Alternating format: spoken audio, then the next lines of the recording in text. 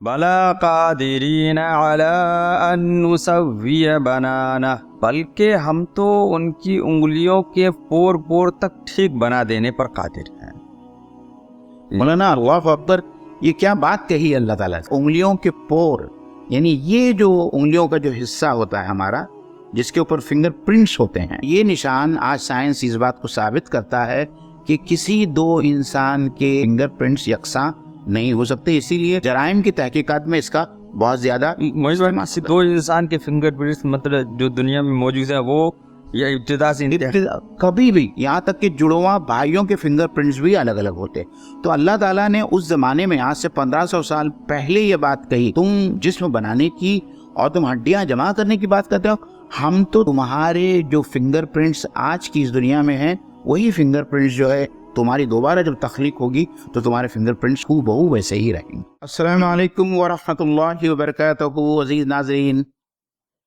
Thursday تفسیر کی نشست میں ایک بار پھر آپ سب لوگوں کا دلی استقبال ہے، اور ایک نئی نشست میں ہم انشاءاللہ تعالی سورہ القیامہ کی تفسیر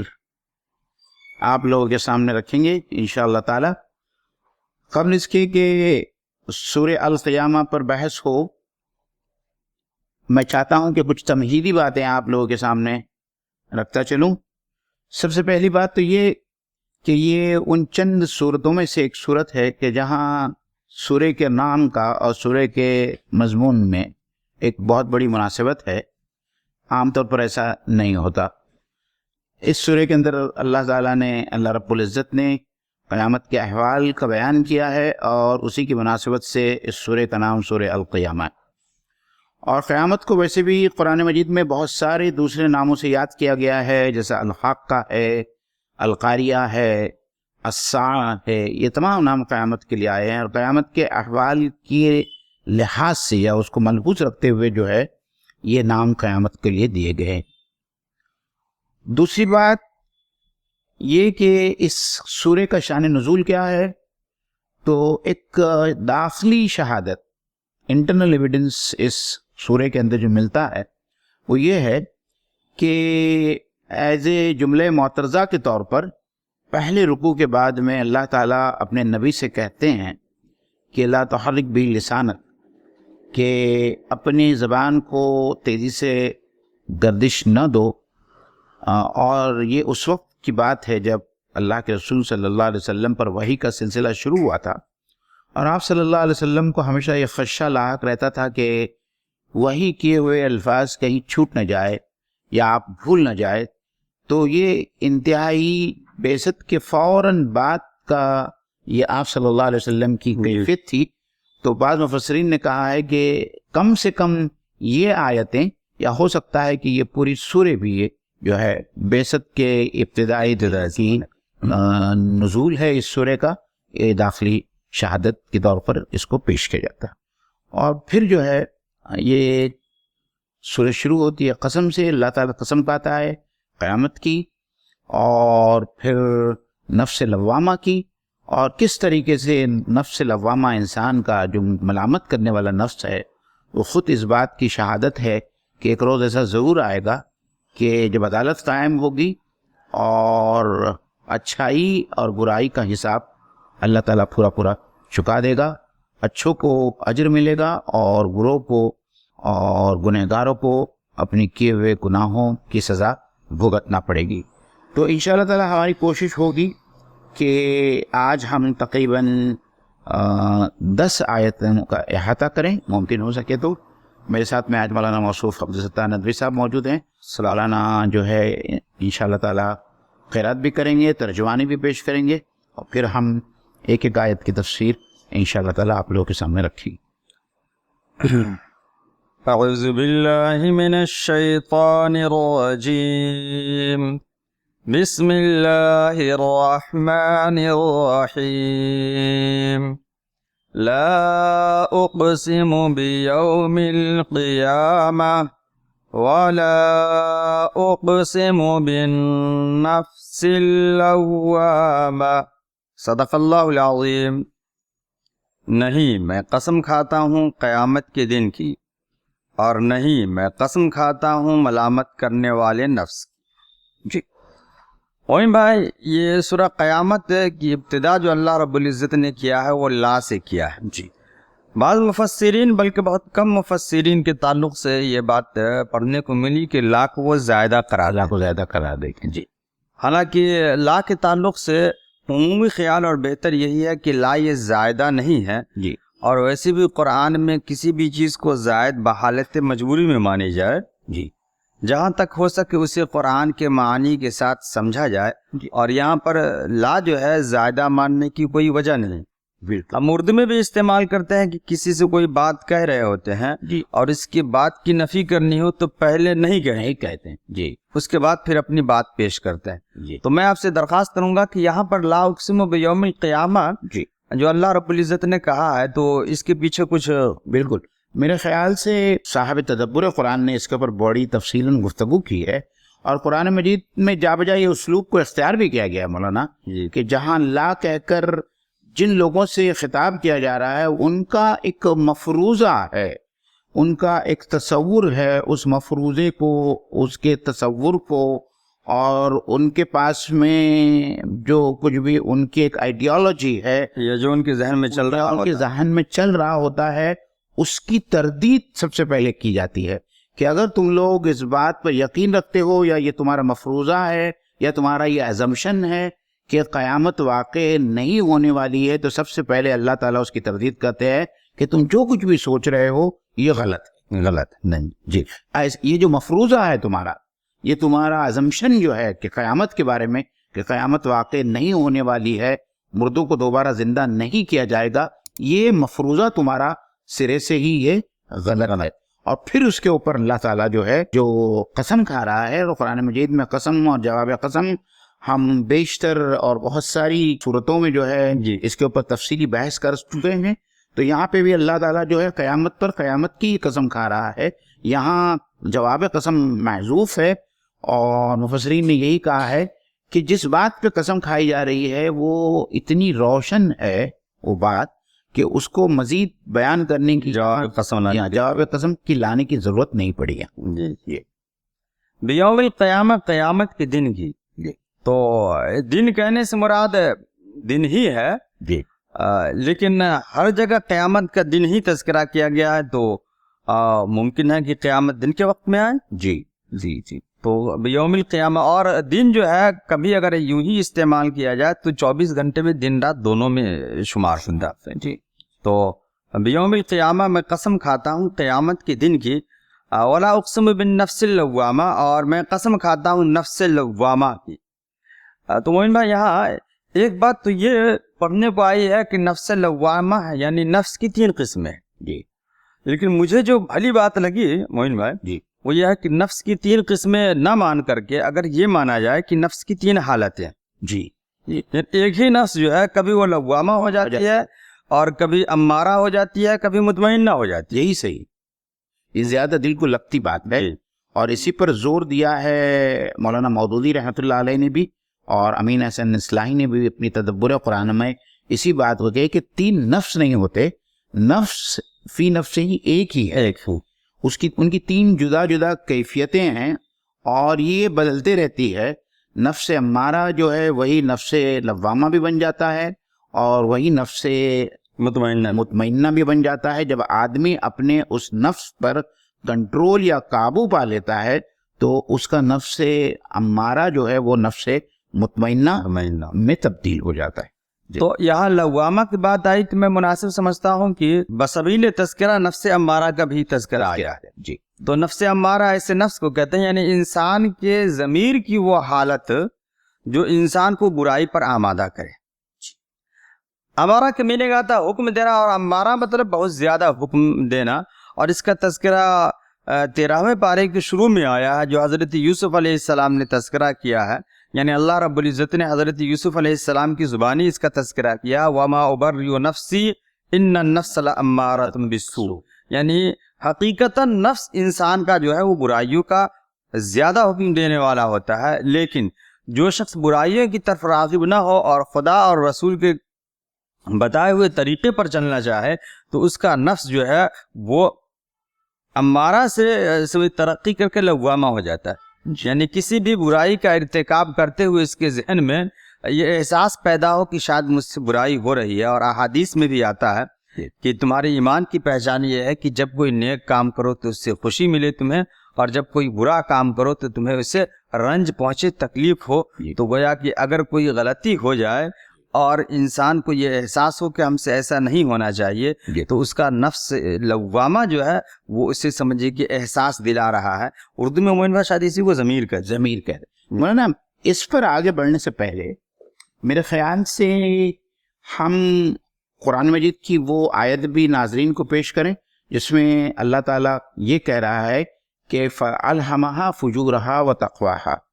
کہ ہم نے نفس کو اس طریقے سے بنایا ہے کہ وہ بدی کو بھی پہچانتا ہے اور نیکی کو بھی پہچانتا ہے کہ کون سا کام اچھا ہے اور کون سا کام برا ہے. اور اس کے بعد میں اسی سورہ میں یہ بھی کہا گیا ہے کہ جس نے اپنے نفس کا تزکیہ کیا وہ فلاح پا گیا، اور جس نے اپنے نفس کو آلودہ کیا وہ ناکام ہو گیا. تو گویا کہ نفس وہی ایک ہی نفس ہے، کبھی وہ امارہ کبھی لوامہ ہے. اور لوامہ نفس پہ انسان اگر اپنے آپ کو سنبھال لیا اور اللہ اور رسول کے بتائے ہوئے طریقے پر عمل کرنا شروع کیا تو مومن بھائی وہی نفس جو ہے آخر میں چل کر کے نفس مطمئنہ ہو جاتی ہے. مطلب یہاں یہ بات سمجھنا بہت ضروری ہے ہمارے لیے بھی اور ناظرین کے لیے بھی کہ یہ اللہ تعالیٰ نے جو ضمیر رکھا ہے جس کو ہم اپنا کانشینس کہتے ہیں، تو جب بھی ہم کوئی برا کام کرتے ہیں، ایون بڑے سے بڑا مجرم جب وہ کوئی غلط کام کرتا ہے تو اس کا یہ نفس اس کو ٹوکتا ہے، اور کوئی برا کام کرنے والا، کوئی مجرم، کوئی گناہ گار اپنے کیے ہوئے گناہ کے کام کو صحیح نہیں سمجھتا. جی جی، اس کا ضمیر ہمیشہ جو ہے اس کو ملامت کرتا ہے. اور یہی چیز ہے اگر وہ اپنے نفس لوامہ کی بات کو سن لے اور وہ گلٹ فیلنگ محسوس کرے اپنے دل کے اندر کہ اس سے واقعتاً کوئی گناہ ہے، تو یہی گلٹ فیلنگ یا یہ ضمیر جو ہے اس کو مستقبل میں آگے دوسرے گناہ کرنے سے نہ صرف روکتی ہے بلکہ استغفار اور رجوع اللہ کی طرف اور زیادہ اس کی ترغیب دیتی ہے. تو بعض مفسرین نے حابیل اور قابیل کا بھی یہاں ذکر کیا ہے کہ قابیل نے جب حابیل کا قتل کیا تو قتل کرنے کے بعد میں اسے افسوس ہوا،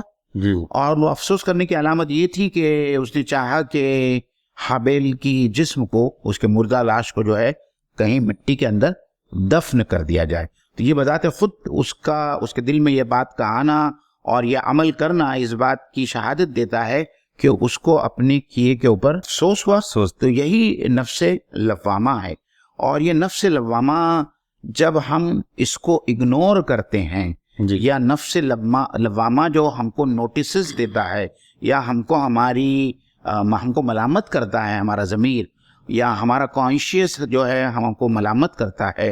اور اس کے باوجود بھی جو ہے ہم اس کو اگنور کرتے ہیں، تو ایک وقت یہ آتا ہے کہ یہ ہمارا نفس جو ہے وہ پوری طریقے سے ڈی سینسٹائز ہو جاتا ہے، اس کی حساسیت بالکل ہی ختم ہو جاتی ہے، اور پھر ایسا انسان نہ کبھی توبہ کرتا ہے، نہ استغفار کرتا ہے، اور نہ ہی وہ نیکی کی طرف پلٹ کر آتا ہے. اس لیے انسان کو اپنے نفس کا بہت خیال رکھنا چاہیے. اور جیسا کہ سورہ الشمس کی میں نے آیت آپ کے سامنے رکھی کہ نیکی اور بدی دونوں کا علم نفس کو ہوتا ہے، اور جو شخص اپنے نفس کو آلودگی سے بچا لے وہ کامیاب ہو جاتا ہے، اور جو ایسا نہیں کر پاتا ہے وہ ناکامیاب ہوتا ہے. تو یہی بات قرآن مجید میں یہاں ہے. اور پھر مفسرین نے مولانا یہ بھی کہا ہے کہ اس نفس کا ہونا، نفس لوامہ کا ہونا بذات خود، مطلب یہ ایک چھوٹی سی عدالت ہے جو انسان کے اپنے وجود کے اندر چھپی ہوئی ہے. جب انسان کے وجود کے اندر یہ چھوٹی سی عدالت چھپی ہوئی ہے اور ہر انسان یہ سمجھتا ہے اور جانتا ہے کہ وہ جو نیک کام کر رہا ہے اس نیک کام کا اس کو اجر ملنا چاہیے، اور جو لوگ بھی برا کام کر رہے ہیں اس برے کام کا ان کو سزا ملنا چاہیے، لیکن یہ دنیا میں وہ نہیں ہوتا. تو پھر ایک دن ضرور ایسا آنا ہے کہ جس دن نیک لوگوں کو ان کے نیکیوں کا اجر ملے، اور برے اور بڑے مجرم جو بڑے جرائم کرتے ہیں،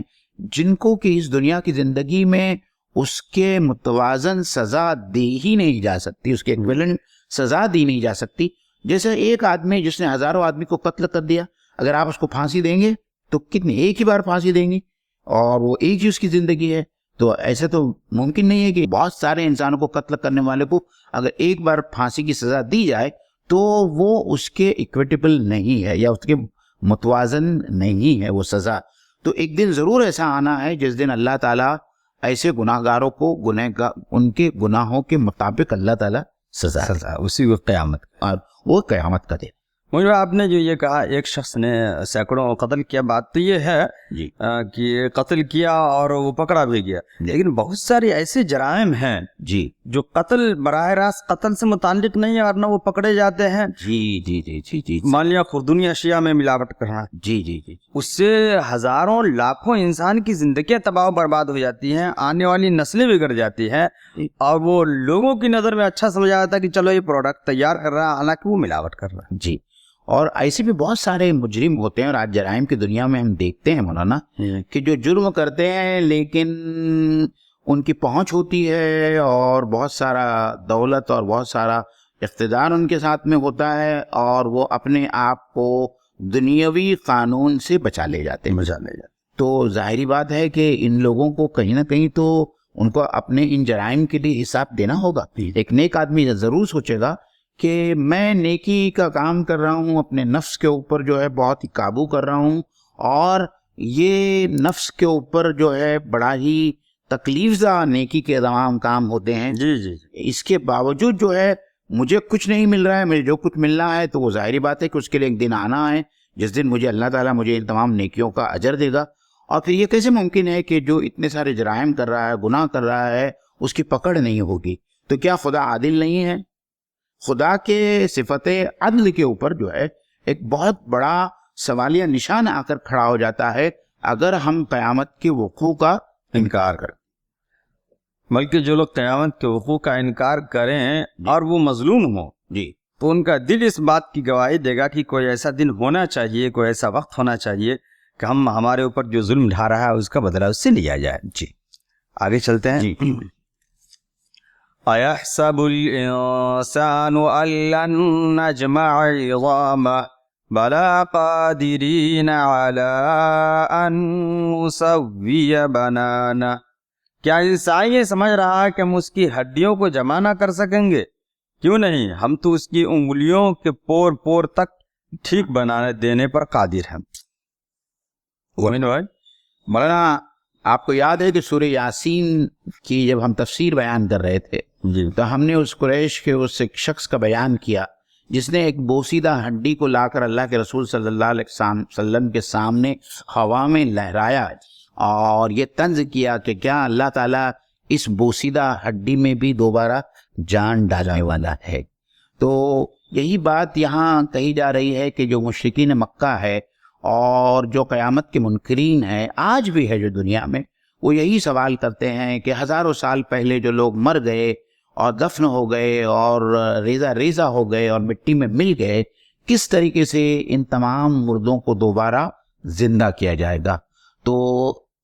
اللہ کے نبی صلی اللہ علیہ وسلم کے زمانے میں بھی اس کے منکرین تھے اور آج کی ماڈرن دنیا میں بھی، آج کی دنیا میں بھی جو ہے بہت سارے ایسے لوگ ہیں جو قیامت کا انکار کرتے ہیں اور اس بات کا انکار کرتے ہیں کہ اس طریقے کی کوئی بات ہونے والی نہیں ہے. تو ان کو صاف طور پر اللہ تعالیٰ یہ بیان کر رہا ہے، دو ٹوک انداز میں بیان کر رہا ہے. مولانا کیا یہ لوگ سمجھتے ہیں کہ ہم دوبارہ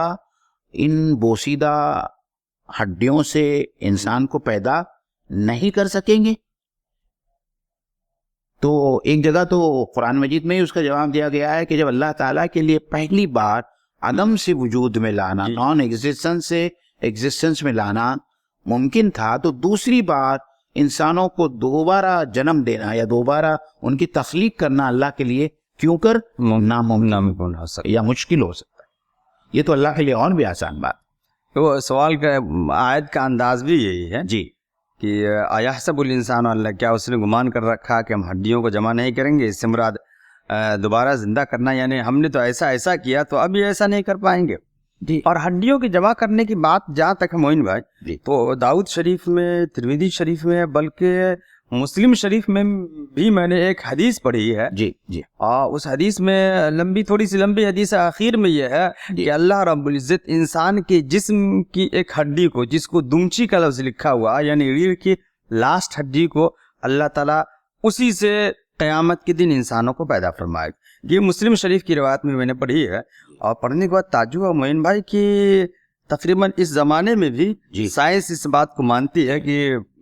مطلب کہ جسم میں ایک ایسا حصہ ہے جو ڈی این اے کی وجہ سے دوبارہ، یہ میرے خیال سے یہ اشارہ ڈی این اے کی طرف ہے کہ ویسا تو اللہ تعالیٰ کسی ڈی این اے کا محتاج نہیں ہے، لیکن اس وقت رسول اللہ صلی اللہ علیہ وسلم نے کیسے یہ بات کہی۔ جی جی جی اور آج سائنس اس بات کو ثابت کرتی ہے کہ جو ڈی این اے ہوتا ہے انسان کا وہ ختم نہیں ہوتا، اور اسی ڈی این اے سے دوبارہ انسان کی پوری تخلیق کی جا سکتی ہے۔ تو غالباً اسی کی طرف اشارہ ہے کہ اللہ تعالیٰ انسانوں کے ڈی این اے سے دوبارہ جو ہے انسانوں کو پیدا کرے۔ حالانکہ یہ بات ہم سمجھ لیں، یہ ہمارے ایمان کا حصہ ہے کہ اللہ تعالیٰ مکمل قدرت رکھتا ہے اور اللہ تعالیٰ کسی ڈی این اے کا محتاج نہیں ہے۔ اللہ تعالیٰ کن کہہ دیتا ہے تو چیزیں ہو جاتی ہیں۔ بلا قادرین علی ان نسوی بنانہ، اس کا اللہ نے یہ کہا کہ بلکہ ہم تو ان کی انگلیوں کے پور پور تک ٹھیک بنا دینے پر قادر ہیں۔ مولانا اللہ اکبر، یہ کیا بات کہی اللہ تعالیٰ نے۔ دیکھیے اللہ تعالیٰ نے جو ہے انگلیوں کے پور، یعنی یہ جو انگلیوں کا جو حصہ ہوتا ہے ہمارا، جس کے اوپر فنگر پرنٹس ہوتے ہیں، اس زمانے میں تو فنگر پرنٹس کا کسی کو تصور بھی نہیں تھا کہ ہماری انگلیوں کے جو آگے کے جو اتنے حصے جس کو ہم پور کہتے ہیں، اس کے اوپر کچھ نشانات ہیں جس کو ہم فنگر پرنٹس کہتے ہیں، اور یہ نشان آج سائنس اس بات کو ثابت کرتا ہے کہ کسی دو انسان کے فنگر پرنٹس یکساں نہیں ہو سکتے۔ اسی لیے جرائم کی تحقیقات میں اس کا بہت زیادہ دو انسان کے فنگر پرنٹس مطلب جو دنیا میں موجود ہے وہ یہ ابتدا سے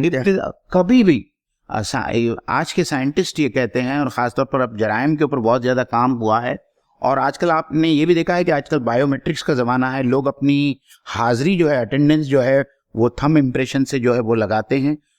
ہر انسان کا تھم امپریشن یا کسی بھی دوسرے فنگر کا جو امپریشن ہوتا ہے وہ دوسرے انسان سے مختلف ہوتا ہے، یہاں تک کہ جڑواں بھائیوں کے فنگر پرنٹس بھی الگ الگ ہوتے ہیں۔ تو اللہ تعالیٰ نے اس زمانے میں آج سے 1500 سال پہلے یہ بات کہی کہ تم انگلیاں بنانے کی بات، تم جسم بنانے کی اور تم ہڈیاں جمع کرنے کی بات کرتے ہو، ہم تو تمہارے جسم کو اسی طریقے سے تخلیق دیں گے کہ تمہارے جو فنگر پرنٹس آج کی اس دنیا میں ہیں وہی فنگر پرنٹس جو ہے تمہاری دوبارہ جب تخلیق ہوگی تو تمہارے فنگر پرنٹس ہو بہو ویسے ہی رہیں گے۔ یعنی انسان کے وجود کا بڑا حصہ کیا، انسان کے وجود کا باریک حصہ باریک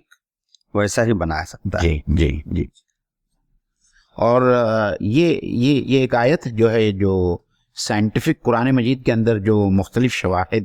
اور دلائل جو قرآن مجید میں آتے ہیں سائنٹیفک، تو اس میں سے یہ ایک آیت ہے کہ جس سے یہ ہم کو پتہ چلتا ہے کہ آج سے 1400 سال پہلے بھی جو ہے اللہ تعالیٰ نے فنگر پرنٹس کی بات جو ہے اس آیت میں کہی ہے، جو آج سے 1400 سال پہلے کسی کو پتہ تک نہیں تھا اور اس کا تصور بھی نہیں کیا جا سکتا تھا۔ بل یرید الانسان لیفجر امامہ، مگر انسان چاہتا ہے کہ آگے بھی بدعمالیاں کرتا رہے۔ یہ انسان سے مراد تمام انسان بھی ہو سکتے ہیں، اور وہ انسان بھی جو خدا کا انکار کرے، اور خصوصاً وہ لوگ جو خدا کے انکار کے ساتھ ساتھ قیامت کے منکر ہے، اس کی طرف یہ ہے کہ وہ یہ چاہتا ہے کہ وہ برائی پر برائی کرتا جائے، یعنی ابھی برائی کر رہا ہے پھر آگے بھی برائی کرے۔ فجر یفجر کہتے ہیں ایسی برائی جس چوری ہے، ڈاکہ زنی ہے، زنا ہے، یہ سب جو بڑے جرائم ہیں ان کو فسق و فجور بولتے ہیں۔ جی جی مولانا، میں آپ سے ایک سوال یہ کرنا چاہتا ہوں کہ قیامت کے وقوع ہونے پر اگر کسی کا دل جم جائے تو پھر کیا اس کے لیے ممکن ہے کہ وہ فسق اور فجور اور گناہ کا کام کرتا رہے؟ یہی سوال، یہی سوال ہے یہاں۔ بالکل آپ نے صحیح کہا، قیامت کے وقوع ہونا تو بہرحال دور کی بات ہے، جی اپنی موت کا ہی استحضار انسان رکھے جی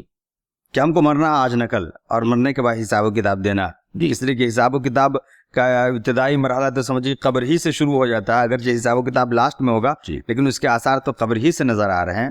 تو قیامت کا تصور اگر ہو اور انسان کو اپنی موت کا تصور ہو، حساب و کتاب کا تصور ہو، تو ادنا گناہ کرتے ہوئے بھی انسان ہچکچائے گا، فسق و فجور تو دور کی بات ہے. جی، تو غالباً یہ ہم کو یہ سمجھنا چاہیے کہ جو لوگ قیامت کا انکار کرتے ہیں وہ انکار اس لیے کرتے ہیں کہ پھر اگر ہم قیامت کے وجود کو مان لیں تو پھر بے شتر یا بے لگام گھوڑے کی طرح جس طریقے سے عیاشی میں ہم اپنی زندگی کو بتا رہے ہیں، ہمارے پاس میں جو ہے اس قسم کی زندگی یا ہماری زندگی کی اس روش کو ہم کو بدلنا ہوگا اگر ہم قیامت پر یقین رکھتے ہیں. تو چونکہ ہم عیاشی کرنا چاہتے ہیں، چونکہ ہم گناہ کرنا چاہتے ہیں، چونکہ ہم فسق و فجور میں مبتلا رہنا چاہتے ہیں، یہی وجہ ہے کہ ہمارا نفس اور ہم جو ہے قیامت کے منکر ہیں اور ہم قیامت پہ یقین نہیں رکھتے. کیونکہ جس دم ہم کو قیامت پر یقین آئے گا یا اگر ہم اس آئیڈیالوجی کو مان لیتے ہیں، اس تصور کو مان لیتے ہیں، تو ظاہری بات ہے کہ پھر ہم اس ہمارے گناہ گارانہ زندگی سے جو ہے ہم کو توبہ کرنا پڑے. اور عموماً جو گناہ کیے جاتے ہیں اس کو فجور والے یا جو بھی گناہ ہوں، بڑے چھوٹے گناہ، تو عموماً ایسا ہوتا ہے کہ ایک انسان، گناہ کرنے والا انسان تو زندگی کے مزے لیتا ہے لیکن اس سے دوسروں کا نقصان ہوتا ہے کسی نہ کسی ناحیے سے. تو جب دوسروں کا نقصان ہوگا تو جس کا ہم نقصان کر رہے ہیں اس کا بدلہ تو کسی نہ کسی طرح دیا جائے گا، اور اس کے لیے قیامت کا دن ہونا ضروری ہے. اس لیے قیامت کا وہ انکار کرتے ہیں کہ ہمیں یہ کارروائی انجام دینے میں رکاوٹ نہ بنے. یہ بڑا اچھا نقطہ مولانا آپ نے لایا ہے. میرے خیال سے اس کی اور زیادہ وضاحت ہونی چاہیے کہ جو ظالم ہے اور جو ظلم کرتا ہے اور ظلم و استبداد سے لوگوں کا حق مارتا ہے اور اس دنیا میں مظلوموں کا وہ حق اس کو واپس نہیں دیا جاتا، تو پھر ایسی صورت میں یہ ماننا پڑے گا کہ ایک دن ایسا آنے والا ہے جب ظالم سے مظلوموں کا حق دیا جائے گا. ظالموں کو مجبور کیا جائے گا اور ظالموں سے وہ حق جو اس نے مارا تھا مظلوم کا، وہ حق اللہ تعالیٰ ان کو دلوائے گا. اور اسی لیے مولانا اہل علم یہ کہتے ہیں کہ جہاں تک استغفار کا سوال ہے اور مغفرت کا سوال ہے، اللہ تعالیٰ صرف ان گناہوں کی معافی کرتا ہے، یا اللہ تعالیٰ سے جب استغفار کیا جاتا ہے تو بڑے سے بڑے گناہ معاف ہو جاتے ہیں، لیکن جس کا تعلق اللہ کے حقوق سے ہوتا ہے. بندوں کے حقوق جو ہے اللہ تعالیٰ معاف نہیں کرتا. تو جب بھی بندوں کے حقوق ہم تلف کریں گے یا حق تلفی کریں گے یا بندوں کے حق کو ماریں گے، تو یہ تو آخرت میں اللہ تعالیٰ جو ہے اس مظلوم کا حق دلا کر رہیں گے. اور پھر وہ بہت ہی خوبصورت حدیث ہے، آپ صلی اللہ علیہ وسلم نے اپنے صحابہ سے پوچھا کہ کیا تم جانتے ہو کہ میری امت کا سب سے مفلس ترین انسان کون ہے؟ اور پھر وہ ایک لمبی حدیث ہے، اگر آپ چاہیں تو اس کو تھوڑا سا بیان کر دیں. مختصراً یہ کہ وہ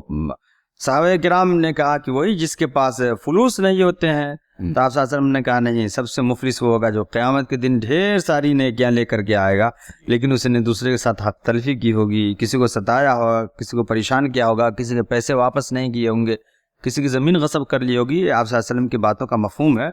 اور اللہ رب العزت ان تمام نیکیوں کو ان لوگوں کے درمیان تقسیم کر دیں گے جن کی حقوق مارے ہوں گے. تو گویا کہ ہر اور پھر نہیں، اس کے آگے مولانا یہ ہے کہ جب اس شخص کی، ظالم کی تمام نیکیاں ختم ہو جائے گی، اس کے بعد میں بھی کچھ لوگوں کے حق باقی رہیں گے، تو پھر اللہ تعالیٰ اس مظلوم کے گناہوں کو اٹھا کر اس ظالم شخص کے، جو نیک انسان تھا، اس کے نام اعمال میں یا اس کے سر پر ڈال دیں گے اور اس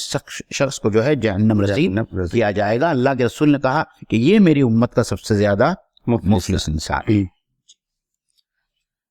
یسأل ایان یوم القیامہ، پوچھتا ہے آخر کب آنا ہے وہ قیامت کا دن.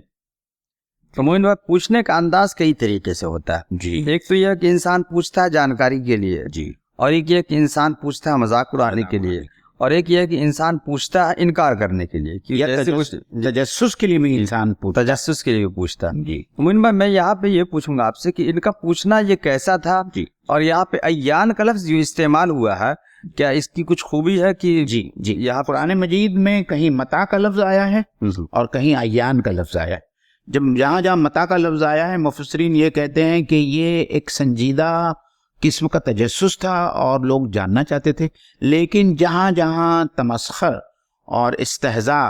اور مذاق اڑانے کے لیے آپ صلی اللہ علیہ وسلم کا روز قیامت کا یا دوسرے پیغمبروں نے جو عذاب کی بات کہی تو پیغمبروں کے جو انکاری تھے یا جن لوگوں نے پیغمبروں کی دعوت کا انکار کیا انہوں نے بار بار اپنے وقت کے پیغمبر کا مذاق اڑایا کہ تم جو آسمان کا ٹکڑا ہم پر گرانے والے تھے جی اور جو بار بار کہتے تھے کہ اللہ تعالیٰ کا عذاب آئے گا اور آسمان کا ایک ٹکڑا گر جائے گا تو وہ آسمان کا ٹکڑا اب تک گرتا کیوں نہیں. تو ایسے مواقع پہ جو ہے قرآن مجید میں ایانہ کا لفظ استعمال آیا ہے. ایک اور جگہ پہ ایانہ مرساہا کا بھی لفظ آیا ہے اور یہاں ایانہ یوم القیامہ جس یوم قیامت کی آپ بار بار ہم کو دہائی دے رہے ہیں کہ قیامت بہت نزدیک ہے قیامت بہت نزدیک ہے یہ قیامت آ کیوں نہیں جاتی. تو یہ مذاقاً جو ہے اللہ کے رسول صلی اللہ علیہ وسلم کو یہ لوگ اس قسم کی بات کرتے تھے اور اسی لیے جو ہے یہاں لفظ ایانہ لایا گیا ہے اور متا نہیں لائے گئے. ہاں تو آگے چلتے ہیں. فَإِذَا بَرِقَ الْبَصَرُ وَخَسَفَ الْقَمَرُ وَجُمِعَ الشَّمْسُ وَالْقَمَرُ يَقُولُ الْإِنسَانُ يَوْمَئِذٍ أَيْنَ الْمَفَرُّ. فَإِذَا بَرِقَ الْبَصَرُ پھر جب دیدے پتھرا جائیں گے یعنی آنکھیں پتھرا جائیں گی پھٹی کی پھٹی رہ جائیں گی اور چاند بے نور ہو جائے گا اور چاند سورج ملا کر ایک کر دیے جائیں گے. اس دن انسان کہے گا این المفر کہاں بھاگ کر جاؤں.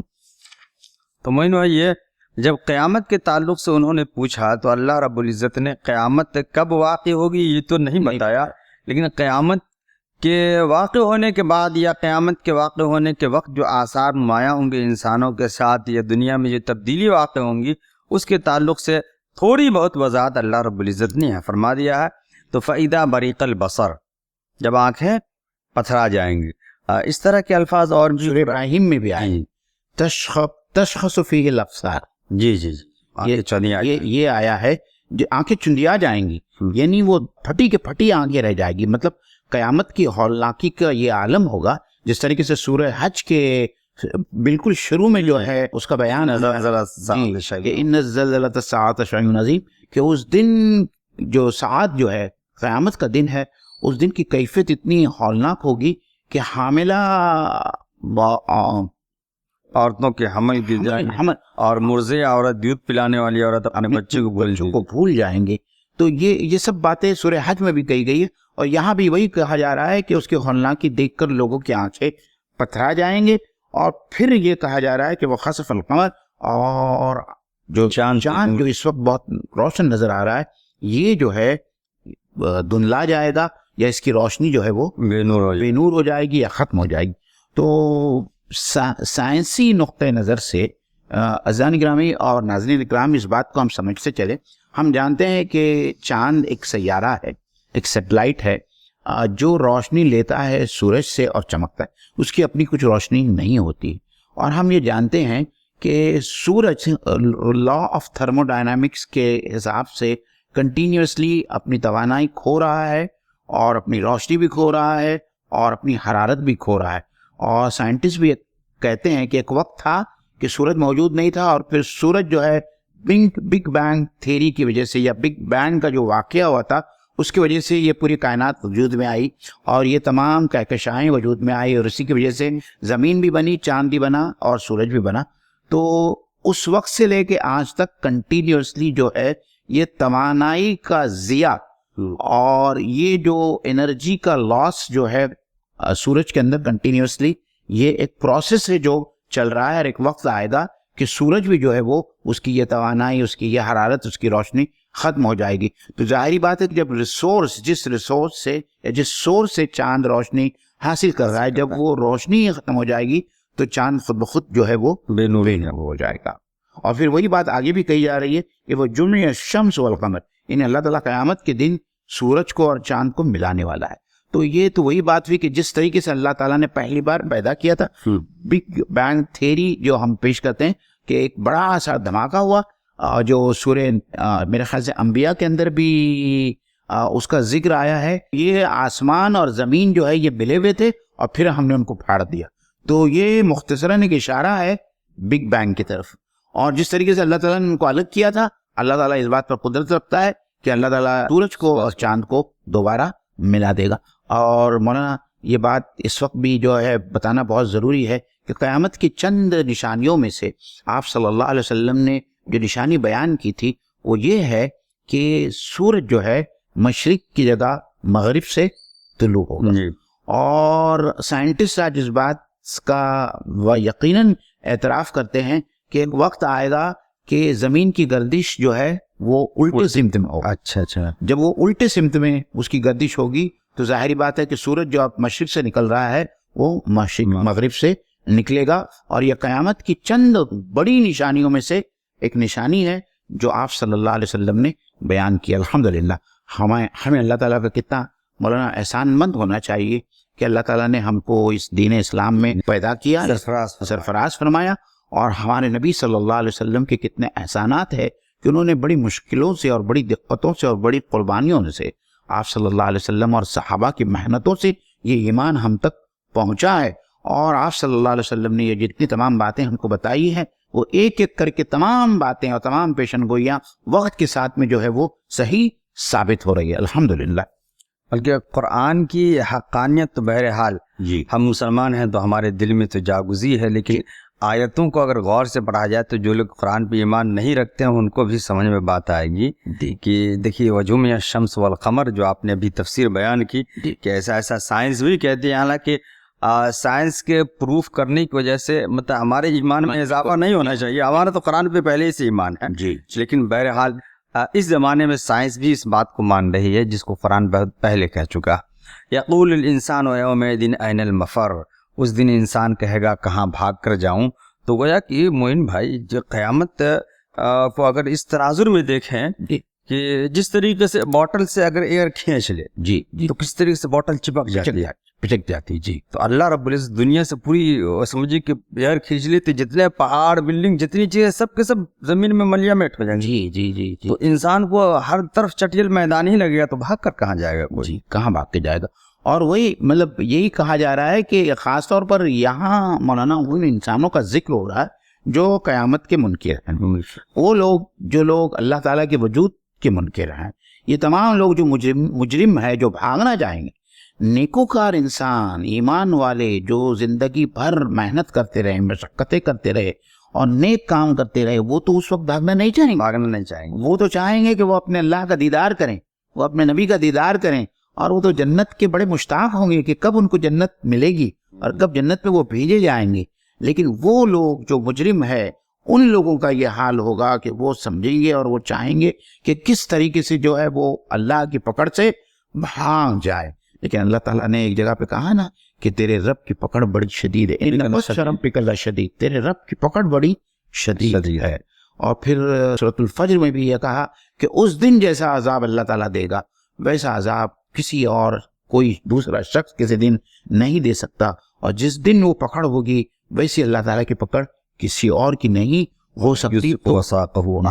جی تو وہاں جو یہ مجرم جو ہے وہ چاہیں گے کہ وہاں سے بھاگ جائیں، کسی طریقے سے اللہ کی پکڑ سے نکل جائیں. اور جو چونکہ اب ان کا انجام ان کو اپنے سامنے نظر آ رہا تھا کہ ان کا انجام یہی ہے کہ وہ جہنم میں ڈال دیے جائیں گے. تو اب وہ جہنم سے بھاگنے کا کوشش کریں یا چاہیں گے، لیکن ان کو سمجھ میں آئے گا کہ اب اس جگہ سے نکل کر کہیں بھاگا نہیں جا سکتا. اور پھر اس کے آگے کی آیت میں اللہ تعالیٰ نے کہا ہے جو کچھ بھی سورہ القیامہ میں آگے آیا ہے کہ اللہ تعالیٰ نے یہ کہا کہ ان کی اور کوئی دوسری جائے پناہ نہیں ہوگی جہاں سے یہ لوگ بھاگ کر اپنے پناہ حاصل کر سکتے ہیں، اللہ کے عذاب سے بچ سکتے ہیں. تو انشاءاللہ تعالیٰ آگے کی نشست میں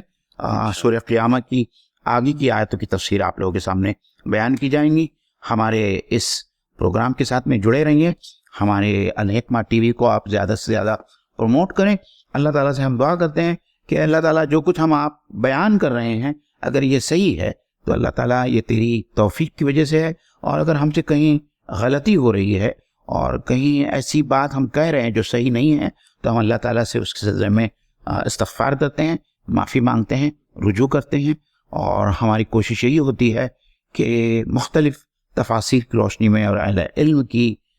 جو انہوں نے قرآن مجید کی جو تفسیریں لکھی ہے اس کی کوشش میں صحیح سے صحیح تر بات آپ لوگوں کے سامنے رکھی جائے. وآخر دعوانا ان الحمد للہ رب العالمین. السلام علیکم ورحمۃ اللہ وبرکاتہ.